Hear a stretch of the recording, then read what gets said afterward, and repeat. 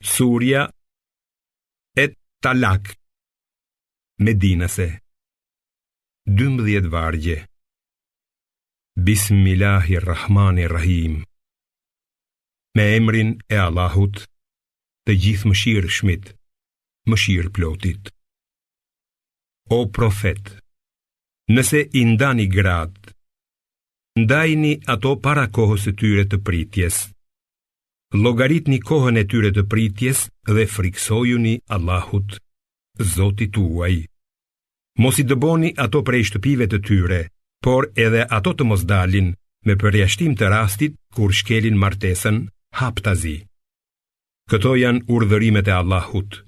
Kushdo që i ka përcen kufijtë e Allahut, i ka bërë dëm vetvetes. Ti nuk e di se pas kësaj Allahu mund të sjellë ndonjë rrethan tjetër. Dhe kur të mbushet afati i caktuar, i mbani ato si ka hije ose ndahuni me to në mënyrë të përqyeshme. Merrni 2 dëshmitar të ndershëm prej jush dhe jepni dëshminë tuaj para Allahut. Kjo është këshill për ata që i besojnë Allahut dhe ditës së fundit.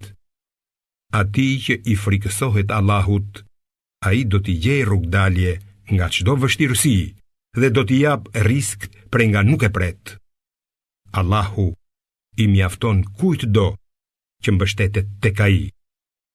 Allahu e përmbush me siguri vendimin e tij dhe për çdo gjë ai ka caktuar mas.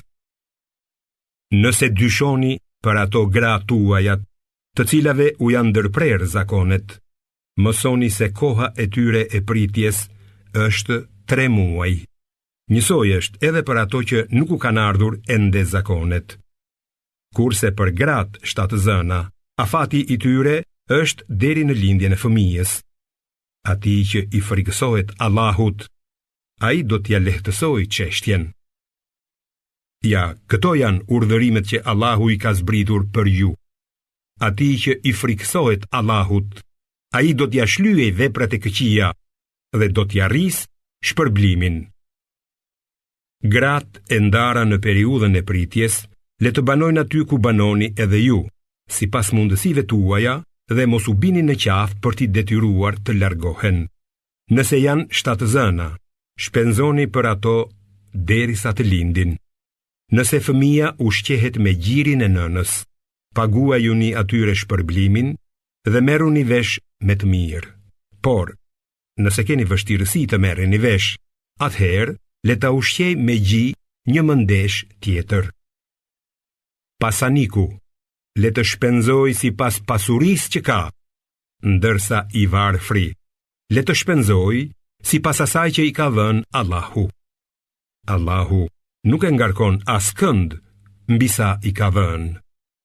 Pas vështirësisë, ai sjell lehtësimin. Sa shumë qytete u treguan kokforta para urdhërave të Zotit të vet dhe të dërguarve të tij.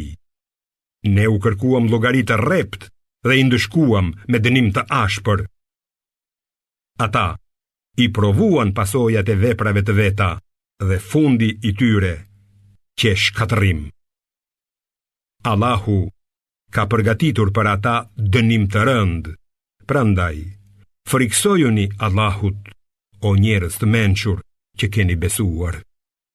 Allahu ju ka dërguar udhërrëfyesin, një të dërguar, i cili ju lexon shpalljet e Allahut me shpjegime të qarta, për t'i nxjerrë ata që besojnë dhe bëjnë vepra të mira nga errësira në dritë. Atë që beson Allahun dhe bën vepra të mira, ai do ta shpjerë në kopshtet e xhenetit, në për të cilët rrjedhin lumenj dhe ku do të qëndrojnë përgjithmonë.